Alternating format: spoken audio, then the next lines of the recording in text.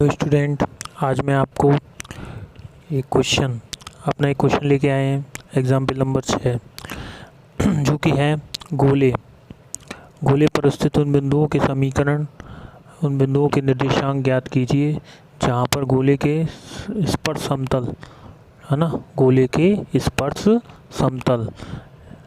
एक मैंने गोला ले लिया है ना, जिसका समीकरण क्या ये है। ठीक है, उन बिंदुओं के क्या करने हैं, निर्देशांक ज्ञात करने हैं। हमें क्या करना है कि निर्देशांक ज्ञात करने हैं किसके, गोले पर स्थित, किस पर, गोले पर स्थित बिंदुओं के निर्देशांक ज्ञात करने हैं। पर स्पर्श समतल स्पर्श समतल इस समतल के क्या है, समांतर है।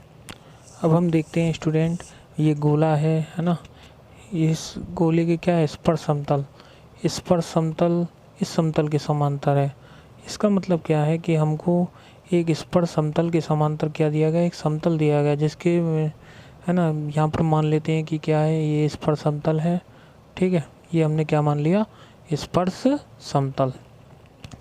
अब क्या करते हैं कि इसके समांतर एक समतल मैंने नीचे लिखा हुआ है। अब ये क्या होगा कि इसके ऊपर भी क्या हो सकता है, ये जो नीचे से समतल लिखा हुआ है इसके समांतर ये भी समतल है और ये समतल, यानी दो समतल इसके क्या हो सकते हैं, समतल समांतर हो सकते हैं।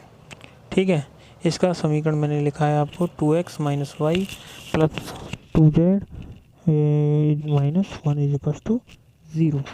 ठीक, अच्छा, अब क्या करते हैं, हमें इन बिंदुओं के निर्देशांक ज्ञात करने हैं जहाँ पर ये स्पर्श समतल इन समतलों को क्या करता है, स्पर्श इस गोले को क्या करता है, स्पर्श करता है। यानी स्पर्श बिंदु के निर्देशांक हमको क्या करने हैं दोस्तों, यहाँ पर ज्ञात करने हैं। ठीक है, अब क्या करते हैं कि हमें देखिए समतल का समीकरण क्या होता है, ax + by + cz + d = 0 होता है। जहाँ पर ए बी सी क्या होते हैं दोस्तों, ए बी सी होते हैं इस समतल के दिक्पानुपात। ठीक है, ये ए बी सी क्या होते हैं, समतल के अभिलंब के दिक्पानुपात।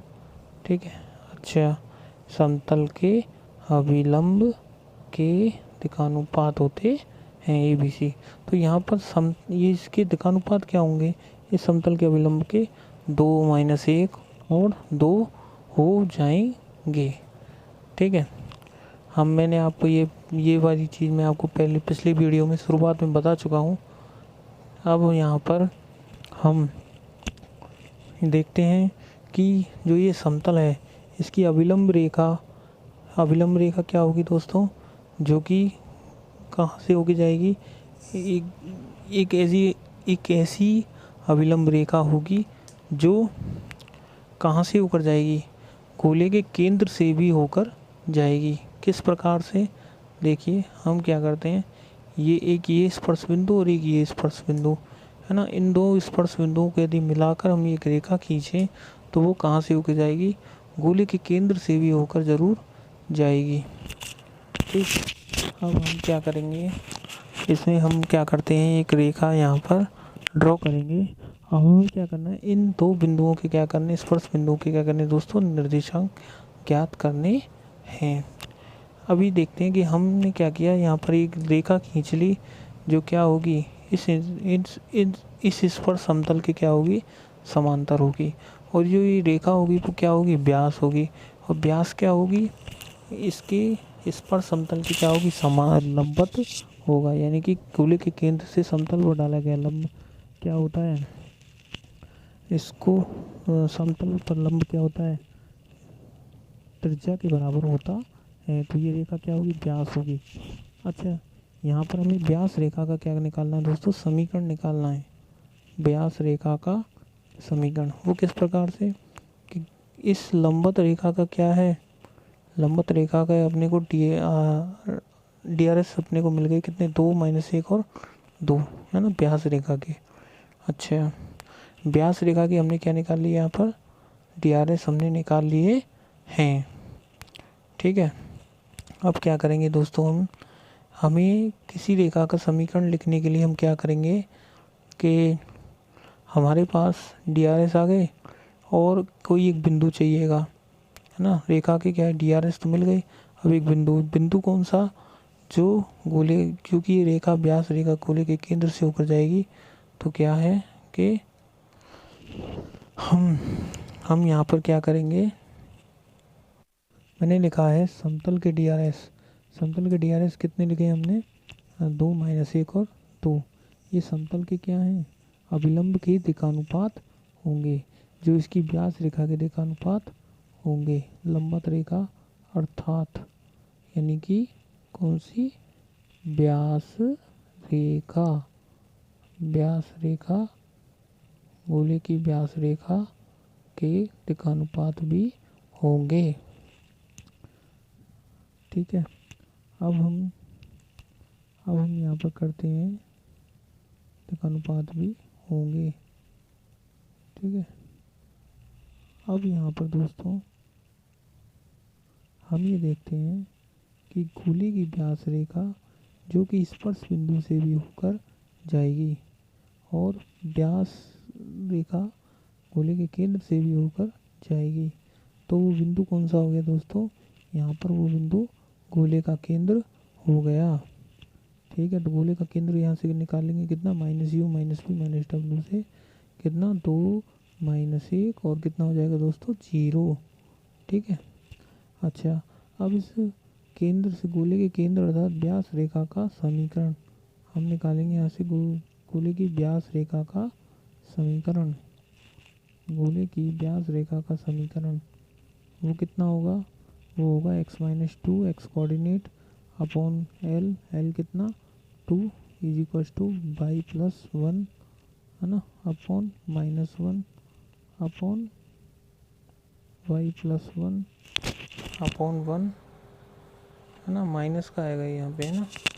ठीक है, अब हमने यहाँ पे पढ़ा है कि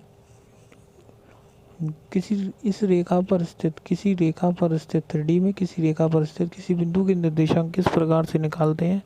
उसके लिए क्या होगा कि मैंने r लिखा है वो माना है ना, यहाँ से हम x कोऑर्डिनेट का मान निकालेंगे कितना, 2r+2 और y कोऑर्डिनेट का हो जाएगा r - 1 और z कोऑर्डिनेट का हो जाएगा 2r। ठीक है दोस्तों, अब यहाँ पर हम क्या करेंगे कि ये मान लेते हैं कि ये जो निर्देशांक हैं वो किसके हैं, वो हमारे स्पर्श बिंदु के निर्देशांक हैं, यानी कि टेंजेंट जहाँ पर, यानी कि स्पर्श प्लेन जहाँ पर इस गोले को टच करता है उन बिंदुओं के निर्देशांक मान लें, तो ये निर्देशांक किस पर स्थित होंगे, गोले पर भी स्थित होंगे, अर्थात गोले के समीकरण को संतुष्ट करेंगे। तो क्या करेंगे कि इन निर्देशांकों को हम गोले के समीकरण में सेटिस्फाइड करा देंगे, संतुष्ट करा देंगे।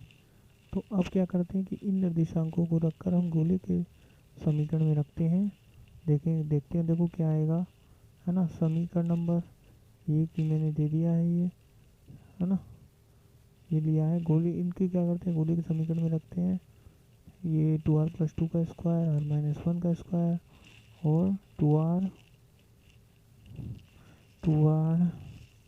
ये लिखा ना, है ना।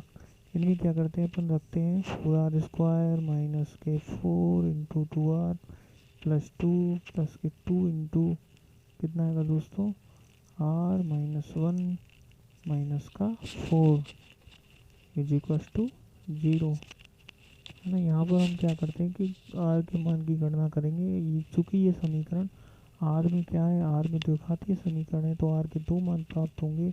दोनों मानों को पुनः इन्हीं कोऑर्डिनेटों, इन्हीं बिंदुओं में रखेंगे तो r के अपने को मान प्राप्त हो जाएंगे। r के 2 मान, r के मान प्राप्त हो रहे हैं यहाँ पर कितने, 1 और -1।